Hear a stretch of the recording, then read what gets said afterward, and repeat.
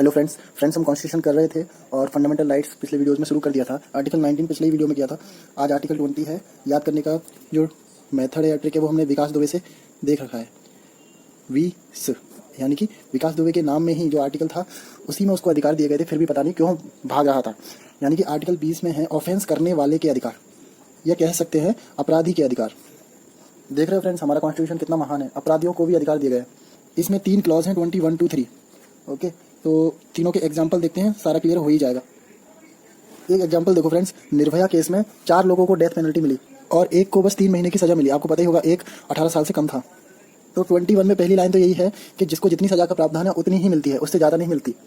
और 20 का क्लॉज 1 में लिखा है कि अपराधी ने जिस दिन कोई अपराध किया उस दिन क्या कानून था, क्या सजा थी, वही मिलेगी। इसका भी आप एग्जाम्पल देखो। ये इसको एक को 3 महीने की सजा मिली क्योंकि मान लो वो 17 साल का था।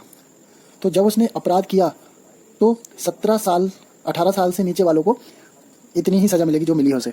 आगे चल के क्या हुआ, जो 18 साल जो एडल्ट एज होती है वो 16 साल हो गई और किसी और ने PIL फाइल करके बोला कि देखो अब ये एडल्ट्री एज 16 ईयर्स हो गई है, उस हिसाब से 17 साल वाले को बाकी की 4 लोगों की तरह फांसी भी देनी चाहिए। तो ऐसा नहीं चलेगा। ऑफेंस करते टाइम क्या रूल थे और उसकी उम्र क्या थी वो देखा जाएगा।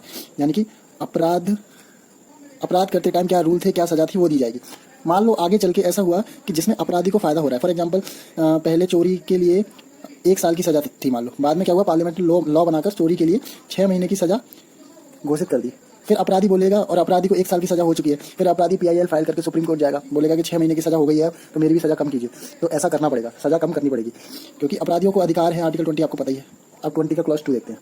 एक अपराध के लिए 2 बार सजा नहीं हो सकती। फॉर एग्जाम्पल, किसी ने अपराध किया, उसको 1 साल की सजा हो गई, मान लो 4 साल की सजा हो गई किसी को। फिर थोड़े दिन बाद केस ओपन हो गया और कोई भी नया सबूत वगैरह कुछ नहीं मिला और उसी केस में जज चाहे तो 6 साल की सजा कर दे। ऐसा नहीं करेंगे। एक बार 4 साल की सजा होगी, 10 साल। अब वो केस सुप्रीम कोर्ट में जाएगा, राष्ट्रपति के पास जाएगा, वो बात अलग है। लेकिन उस कोर्ट में किसी को सजा जितनी हो गई उतनी ही रहेगी, उसको डबल ऑफेंस नहीं लगेगा। इसके लिए एक केस फेमस है। उस केस में क्या हुआ था कि एक व्यक्ति सोने का काला धंधा करता था। एयरपोर्ट में उसका 1 किलो सोना पकड़ा गया और जब्त हो गया। फिर कोर्ट ने उसको सजा भी सुना दी। तो उसने 22 का सहारा लिया, यानी कि 20 का क्लॉज 2। उसने कहा एक अपराध मैंने किया, उसके लिए मुझे एक सजा मिल गई, मेरा 1 किलो गोल्ड सीज हो गया, तो अब मुझे जेल क्यों हो रही है। तो इसमें बताया गया कि ये जो सजा है वो कोर्ट देगी, वो सजा माना जाएगा। गोल्ड सीज हो गया, वो एयरपोर्ट अथॉरिटी ने रख लिया, वो उनकी कार्रवाई थी। जुडिशियल कार्रवाई अभी आपको एक ही बार हुई है, इसलिए आपको अभी एक ही बार जेल हुई है। 22 का ऑफेंस के लिए सहारा नहीं ले सकते। 20 क्लॉज 3 में लिखा हुआ है कि अपराधी को खुद को विटनेस प्रूफ करने के लिए दबाव ना बनाया जाए। यानी कि अपराधी अपने अगेंस्ट कुछ ना बोलना चाह रहा हो तो नहीं बोल सकता है। लेकिन यार हमें पता है बहुत से पुलिस स्टेशन में अपराधियों को कूट के पुलिस सच उगलवा देती है। तो ये 20 के क्लॉज 3 का वायलेशन है क्या? तो यार फ्रेंड्स, पुलिस वाले इस चीज़ का ख्याल रखें कि 20 क्लॉज 3 का वायलेशन ना हो। पूछते तो है लेकिन ज़्यादा फोर्स नहीं कर सकते। अगर जैसे मान लो किसी चोरी करने वाले से पुलिस ने पूछवा भी लिया, उसने बोल दिया हाँ मैंने चोरी की है, तो कोर्ट में वो माना नहीं जाएगा। क्योंकि अगर उसने चोरी की है तो उसके साथ साथ उससे ये भी पूछना है कि चोरी का माल कहाँ है। नहीं तो यार समझो किसी भी व्यक्ति को पकड़कर और उनके घर वालों को उठवा लेंगे, ऐसी धमकी देकर पुलिस वाले बुलवा सकते हैं उससे कि हाँ मैं ही चोर हूँ। तो इसलिए कोर्ट नहीं मानती। अगर कोई अपने अगेंस्ट में बयान देता है तो साथ में पुलिस की जिम्मेदारी है कि कुछ सबूत भी इकट्ठी की जाए। ऐसा ही एक केस गया था सुप्रीम कोर्ट में। एक अपराधी ने अपने फिंगरप्रिंट देने से मना कर दिया था। उसने बोला नहीं, ये 20 की क्लॉज 3 का वायलेशन है, आप अपराधी से जबरदस्ती नहीं कर सकते। तो कोर्ट ने माना कि फिंगरप्रिंट, हैंड रिटन नोट्स, ये आर्टिकल 20 की क्लॉज 3 में नहीं आता। बस इसको तो पुलिस मांग सकती है, फिंगरप्रिंट मांग सकती है, रिटन नोट्स सबूत को मानकर उपयोग कर सकती है, ये सब। तो 20 आर्टिकल हो गया। 21 में प्राण एवं दैहिक स्वतंत्रता देखेंगे। इस इमेज से आपको क्लियर हो ही गया होगा, इस बच्चे को इस सांप से डर लग रहा है, तो प्राण एवं दैहिक स्वतंत्रता ऐसे 21 याद आ जाता है। और 21 में बहुत कुछ है, उसको नेक्स्ट वीडियो में देखते हैं। Thank you. हेलो फ्रेंड्स, हम कॉन्स्टिट्यूशन कवर कर रहे थे, उसी सीरीज में पिछले वीडियो में आर्टिकल 20 कर लिया। इस बार हमें आर्टिकल 21 करना है। ये इमेज देख के आपको पता लग ही गया होगा, सांप इस साइड देख रहा है और इसलिए इस बंदे की प्राण बच गए। तो आर्टिकल 21 में है प्राण एवं दैहिक स्वतंत्रता, protection of life and liberty. यानी कि स्टेट को ख्याल रखना पड़ेगा किसी की प्रोटेक्शन ऑफ लाइफ और लिबर्टी के लिए। फिर क्वेश्चन ये आता है फिर फांसी क्यों होती है, तो इसकी पूरी डेफिनेशन ध्यान से लिखना है। स्टेट को ख्याल रखना पड़ेगा protection of life and personal liberty का प्रोसीजर एस्टेब्लिश्ड बाई लॉ के अनुसार जो प्रोसीजर है उसके तहत ये पूरी डेफिनेशन होगी। इसमें हमें 2 केस देखने पड़ते हैं। एक है Gopalan versus state of Madras, second Maneka Gandhi versus union of India. Maneka Gandhi वाला केस पहले देखते हैं, उसके बाद एक गोपलन वाला क्लियर हो जाएगा। मेनका गांधी का पासपोर्ट जब्त हो गया था। इन्होंने रीज़न पूछा क्यों जब्त हुआ। मिनिस्ट्री ऑफ एक्सटर्नल अफेयर्स ने जवाब दिया ये हमारे आर्टिकल 10(3)(c) के अनुसार जब्त हुआ है, जो पब्लिक इंटरेस्ट के लिए है। मेनका गांधी ने कोर्ट में चैलेंज कर दिया। तो मिनिस्ट्री ऑफ एक्सटर्नल अफेयर्स और जो पासपोर्ट जब्त करने वाले थे इनको कोई टेंशन थी नहीं, क्योंकि ए के गोपलन का केस उन्हें याद था। उसमें क्या हुआ था, ए के गोपलन को प्रोटेस्ट के लिए गिरफ्तार कर लिया गया था। कुछ नियम थे कि उस टाइम पर उस जगह आप प्रोटेस्ट नहीं कर सकते। ए के गोपलन ने प्रोटेस्ट किया, कोर्ट में केस किया। कोर्ट ने बोला हाँ इनका जो लॉ था उसका आपने उल्लंघन किया, इसलिए आप अरेस्ट हुए। यहाँ ऐसा नहीं हुआ। यहाँ कोर्ट ने नहीं कहा कि 10(3)(c) सही लॉ है, इस हिसाब से आपका पासपोर्ट जब्त हुआ। यहाँ क्या हुआ, यहाँ कोर्ट ने देखा कि आखिरकार ये जो लॉ है ये सही भी है या नहीं। अभी तक कोर्ट सिर्फ इतना देखता था, लॉ है, लॉ के अगेंस्ट में आपने कुछ किया, आप अरेस्ट हो गए, सही है।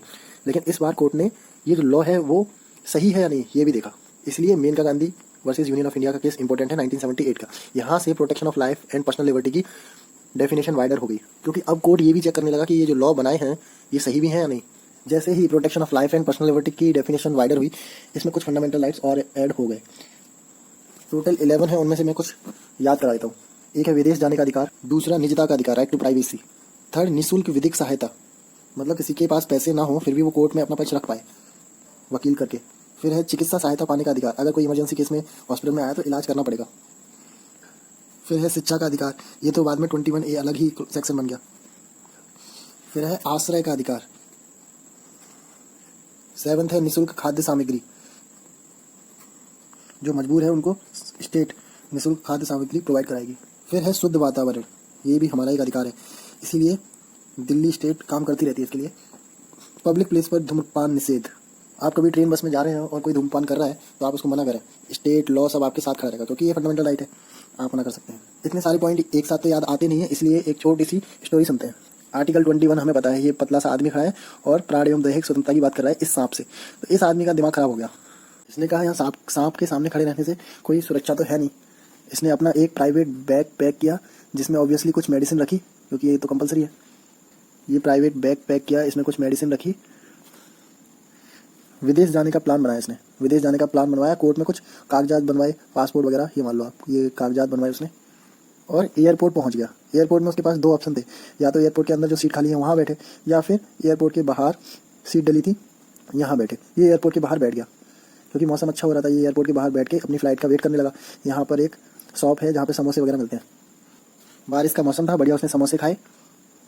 लेकिन समोसे खाने के बाद जब ये सिगरेट लेने गया यहाँ, तो दुकान वाले ने मना कर दिया, भाई सिगरेट नहीं मिलेगी, क्योंकि यहाँ निषेध है, पब्लिक प्लेस है। ओके, तो ये 9 पॉइंट हमें इस छोटी सी स्टोरी से याद हो गए। प्राइवेट बैग पैक किया यानी कि राइट टू प्राइवेसी, उसमें कुछ मेडिसिन रखी यानी चिकित्सा सहायता पाने का अधिकार, विदेश जाने का प्लान बनाया उसने यानी विदेश जाने का अधिकार, कागजात इकट्ठे कराए, पासपोर्ट जो भी है, तो यानी कि निःशुल्क विधिक सहायता लेने का अधिकार।